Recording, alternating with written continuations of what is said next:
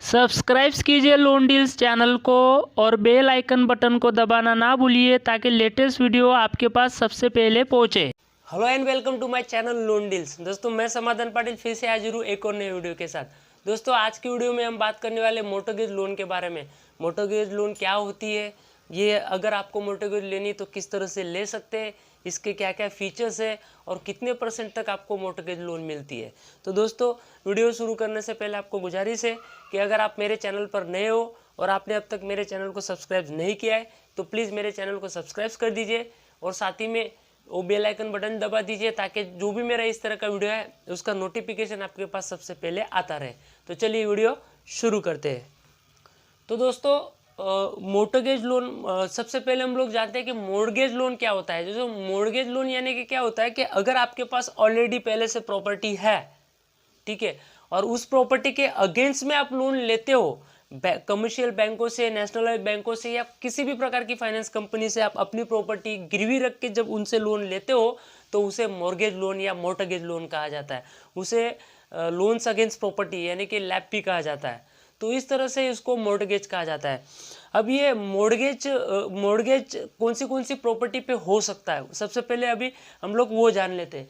तो दोस्तों मोर्टगेज जो होता है वो अगर आपके पास रेसिडेंशियल प्रॉपर्टी है, आपके पास किसी भी प्रकार का बंगलो, फ्लैट या किसी भी प्रकार की रेसिडेंशियल प्रॉपर्टी है तो उस पर आप मोर्टगेज लोन ले सकते हो। उसके बाद कमर्शियल में क्या हुआ, कमर्शियल में यानी कि आपके पास शॉप है, तो किसी भी प्रकार की शॉप है, छोटी हो मोटी हो, तो वो शॉप पे भी आप मोर्टगेज लोन ले सकते हो। उसके बाद इंडस्ट्रियल यानी कि आपके पास किसी भी प्रकार की इंडस्ट्री में छोटी मोटी फैक्ट्री है या फिर एक गाला है, किसी भी प्रकार का इंडस्ट्रियल सेक्टर में आता हो तो उसके अगेंस्ट भी आप मोर्टगेज लोन ले सकते हो। उसके बाद ओपन प्लॉट, आपके पास किसी भी प्रकार का प्लॉट पड़ा हो यानी वो रेसिडेंशियल हो या फिर इंडस्ट्रियल एरिया में हो तो उस पर भी आप मोर्टगेज लोन ले सकते हो। तो दोस्तों अभी बात करते हैं कि मोर्टगेज लोन कितनी मिलती है। तो दोस्तों एक्चुअली ये जो मोर्टगेज लोन होते हैं ये अलग अलग बैंकों के अलग अलग पैरामीटर होते हैं, लेकिन कमर्शियल बैंक से, नेशनलाइज बैंक है या फाइनेंस कंपनी है, लगभग तो इनके पैरामीटर सेम ही होते हैं, लेकिन वो फिर अलग अलग चीज़ों को देख के वो लोन प्रोवाइड करती है। तो हम लोग अभी जानते हैं कि कितनी राशि तक ये लोन आपको मोर्टगेज लोन प्रोवाइड करवा सकते हैं।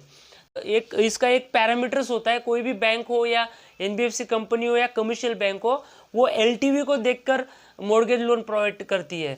एलटीवी यानी लोन टू वैल्यू, यानी कि जब आप मॉर्गेज लोन के लिए अप्लाई करते हो तो सबसे पहले बैंक हो, नेशनलाइज बैंक हो या फाइनेंस कंपनी हो, ये आपके प्रॉपर्टी की वैल्यूएशन निकालते हैं और वो वैल्यूएशन के अलग अलग बैंकों के अलग अलग प्रतिशत होते हैं। तो वैल्यूएशन के आपको अगर रेसिडेंशियल प्रॉपर्टी है तो 60 to 65% तक आपको इस पे आपको लोन मिल जाती है।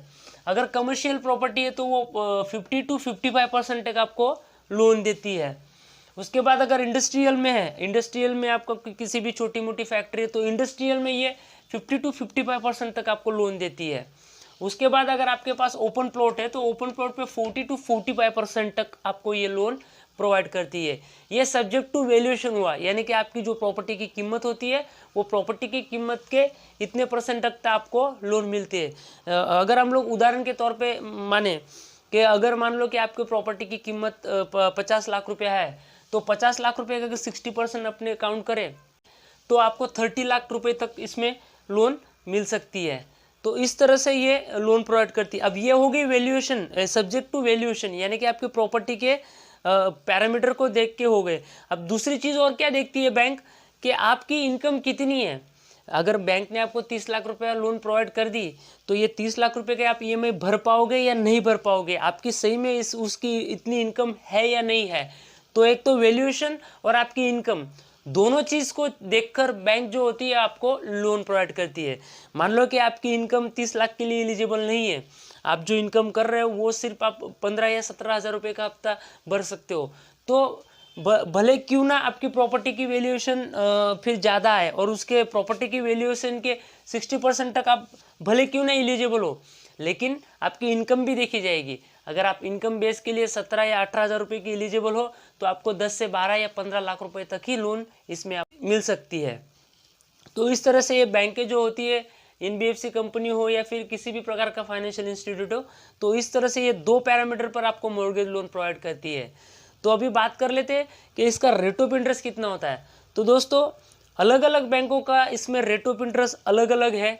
अगर हम कमर्शियल की बात करें, जैसे कि Axis bank, HDFC bank, ICICI bank और भी दूसरे बहुत सारे बैंक है, उसके बाद बैंक ऑफ बड़ौदा हो गई, एसबीआई बैंक हो गई, यूनियन बैंक हो गई, इनकी अगर हम रेट ऑफ इंटरेस्ट की बात करें तो इनका रेट ऑफ इंटरेस्ट 9.5 से स्टार्ट होता है, तो 11, 11.5, 12% तक के रेट ऑफ इंटरेस्ट पर आपको मॉर्गेज लोन मिल जाती है। लेकिन एक चीज़ याद रखना, इन बैंकों में आपको मॉर्गेज लोन लेने के लिए आपके पेपर जो होते हैं वो बहुत ही स्ट्रॉन्ग होने चाहिए। यानी कि अगर आप बिजनेस पर्सन हो तो आपकी रिटर्न रेगुलर होनी चाहिए, अगर आप सैलरीड पर्सन हो तो अकाउंट में सैलरी आनी चाहिए, फॉर्म 16 आनी चाहिए, आपका सिबिल 700 या 750 से ज़्यादा होना चाहिए। बाकी की बहुत सारी ऐसी एनबीएफसी फाइनेंस कंपनियां हैं जो विदाउट इनकम प्लान चलाती है, यानी कि वो आपकी प्रॉपर्टी को देख के जो होती है 50% तक आपको मॉर्गेज लोन प्रोवाइड करती है। लेकिन वो जो एनबीएफसी फाइनेंस कंपनियां होती है उसका जो रेट ऑफ इंटरेस्ट होता है वो बहुत ही तगड़ा होता है। नॉर्मली उनका रेट ऑफ इंटरेस्ट जो होता है वो 14-15% से स्टार्ट होता है। तो ऐसी कौन सी एनबीएफसी फाइनेंस कंपनियां हैं जो आपको मॉर्गेज लोन देती है। उदाहरण के तौर पे हम लोग 2-3 फाइनेंस कंपनियों के बारे में जानते हैं, जैसे कि आधार हाउसिंग फाइनेंस होगी, येहू स्मॉल फाइनेंस बैंक होगी, उसके बाद उज्जैन स्मॉल फाइनेंस बैंक होगी, उसके बाद India IIFL India info line होगी। ऐसी अलग अलग फाइनेंस कंपनियां हैं जो आपकी प्रॉपर्टी के 50% तक आपको आसानी से मॉर्गेज लोन दे देती है। तो दोस्तों अगर आपकी मॉर्गेज लोन कहीं पे भी अटकी है, आपकी मॉर्गेज लोन नहीं हो पा रही है, किसी भी प्रकार की दिक्कत अगर आपको आ रही है तो आप मुझे कमेंट बॉक्स पर कमेंट्स लिख कर भेजिए। वो सवाल छोटा हो या बड़ा हो, मैं हर एक सवाल का जवाब दूंगा। तो दोस्तों उम्मीद करूंगा कि आपको मेरा वीडियो पसंद आया होगा। अगर वीडियो में कुछ भी जानकारी मेरे से छूट गई होगी और अगर आपको वीडियो में कुछ भी समझ में नहीं आया तो कमेंट्स मुझे ज़रूर करके भेजिए। अभी के लिए इतना ही, फिर मिलेंगे नए वीडियो के साथ, तब तक के लिए जय हिंद।